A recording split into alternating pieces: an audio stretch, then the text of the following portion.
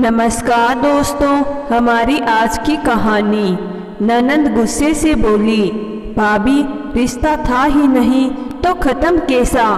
कोमल की शादी हुए 15 साल हो गए थे। बहुत संपन्न घराने में शादी हुई थी। सुमित्रा जी के बेटे भी अमीर थे, पर दोनों बहुओं की आपस में कभी नहीं बनती थी। इस वजह से बूढ़ी सास सुमित्रा जी को कोई नहीं देखती थी। सुमित्रा जी के पति सरकारी टीचर थे। उनकी पेंशन से सुमित्रा जी का हाथ खर्च चलता था।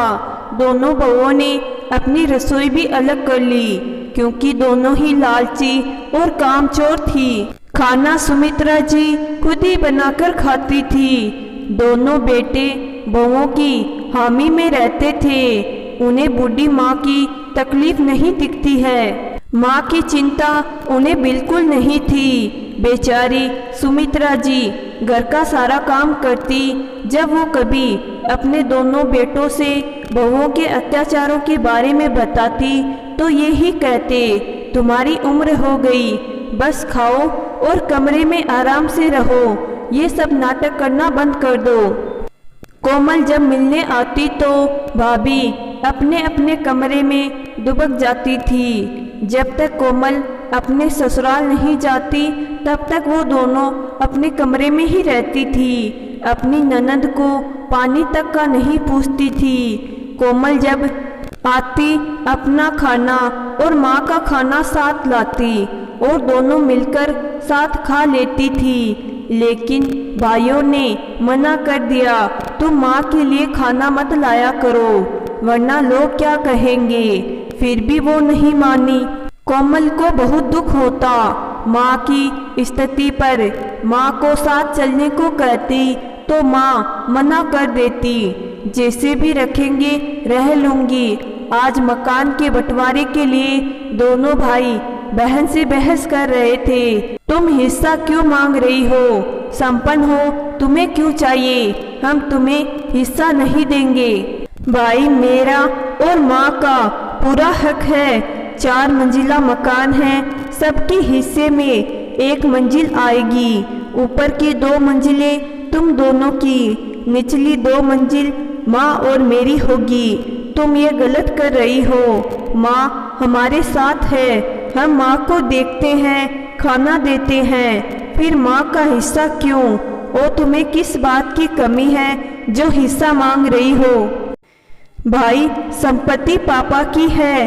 वैसे तो माँ चाहे तो तुम दोनों को बेदखल कर दे। माँ का कितना ध्यान रखा है मैंने देख लिया है। आगे से मैं माँ को अपने साथ रखूंगी।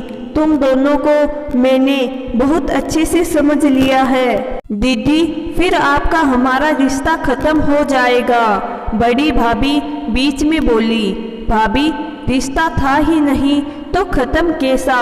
कभी आपके हाथ की चाय भी नहीं पी है। आज कोमल पूरे होश और जोश में थी। माँ चुपचाप देख रही थी। सब कुछ उनका था, सिर्फ बेटों पोतों का मुँह दिखता रहे, इसी कारण सब सहती थी।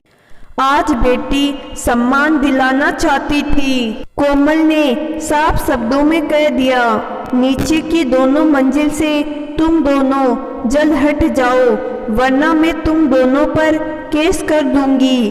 तब तक माँ को अपने साथ रखूंगी। भाइयों को 2 मंजिलें खाली करनी पड़ी। माँ की अलग रसोई की व्यवस्था कर दी। सहायिका के रूप में एक नौकरानी दिन रात के लिए रख दी। 1 मंजिल भाड़े पर लगा दी, जिससे माँ को अच्छी रकम मिल जाती थी। माँ के जीवन को दिशा मिल गई।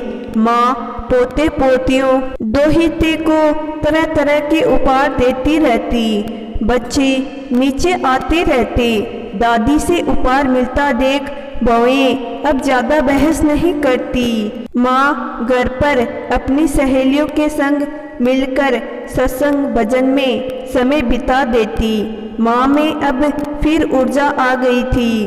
बेटी के एक फैसले ने माँ को सम्मान दिला दिया। तो दोस्तों, कोमल ने जो किया वह सही किया या गलत, कमेंट बॉक्स में ज़रूर बताना। मैं आशा करती हूँ कि आज की कहानी आपको ज़रूर पसंद आई होगी। कहानी पसंद आई है तो कहानी को लाइक और चैनल को ज़रूर सब्सक्राइब करिएगा। धन्यवाद।